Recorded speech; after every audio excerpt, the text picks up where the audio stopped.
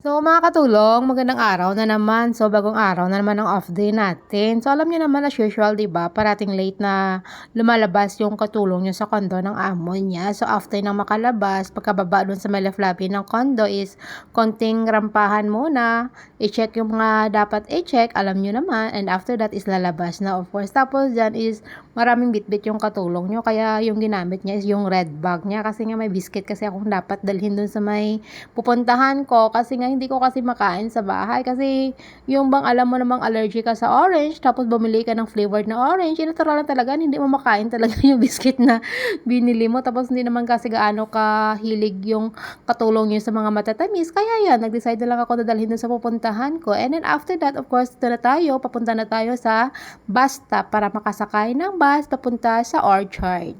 Dahil ngayong araw mga katulong is pupunta po tayo ng Topayo para magsimba. Alam nyo ba mga katulong na may simbahan rin na malapit sa amin? Mga less than 10 minutes walk lang is makarating na ako doon.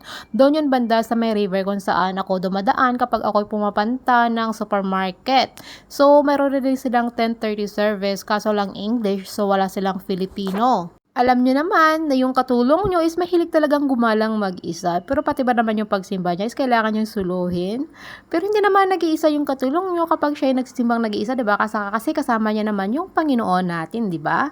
So, pero mas iba pa rin din na talaga may kakilala yung katulong niyo sa loob ng simbahan kasi nga yung Topayo Methodist Church kasi na pinupuntahan ng katulong niyo is yun talaga yung church na sinasimbahan niya mula nung makapag-start siya dito makapagsimba dito sa Singapore. So, yun po yung Topayo Methodist Church. So, halos po yung mga church members doon is kakilala na po ng katulong nyo.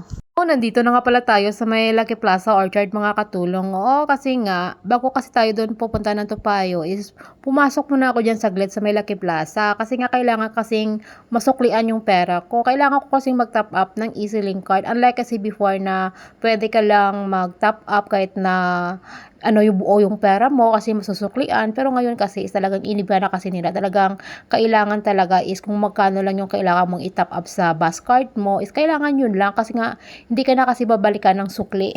Isang perasong papel lang kasi ng pera na yung bitbit ng katulong niya, alangan namang ubusin niya yun sa pagka-top up ng EasyLink card niya, paano naman mamaya kung mabibilihin yung katulong nyo, wala na siya pang bili ng pagkain, di ba? Kahit na alam nyo naman siguro na kapag yung katulong nyo is pumupunta ng simbahan, kapag may Filipino service is may free lunch naman talaga. Kapag gusto mo talaga magstay after ng service sa simbahan namin sa may Topayo is may talaga yun, may free talaga yun na lunch doon.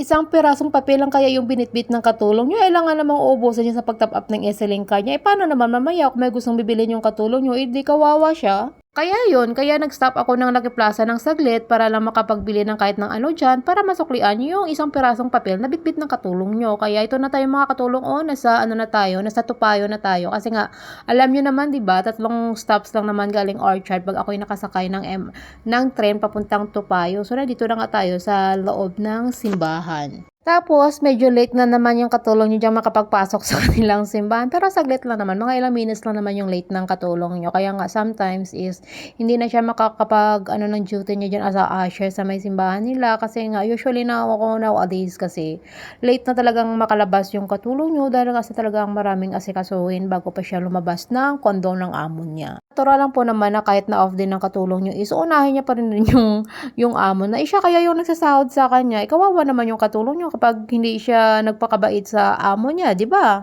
Okay lang naman po na medyo maliit yung katulong nyo sa pagpasok sa simbahan nila. Ang importante po is makaabot po yung katulong nyo sa message po na i-share po ng kanilang preacher sa kanilang simbahan. Para naman po may matutunan po tayo sa mga salita ng Diyos na i-sinishare po ng ating mga preacher kung saan po tayo nagsisimba. Alam po nating lahat ng mga katulong na yung salita ng Diyos is talaga malaki po talagang maitutulong sa ating buhay. So, need po talaga natin na makinig sa salita ng Diyos. Kaya after po ng service namin is bumaba na po kami para of course kumain na po ng aming free lunch. Kasi nga holiday kasi kami kayong sa simbahan.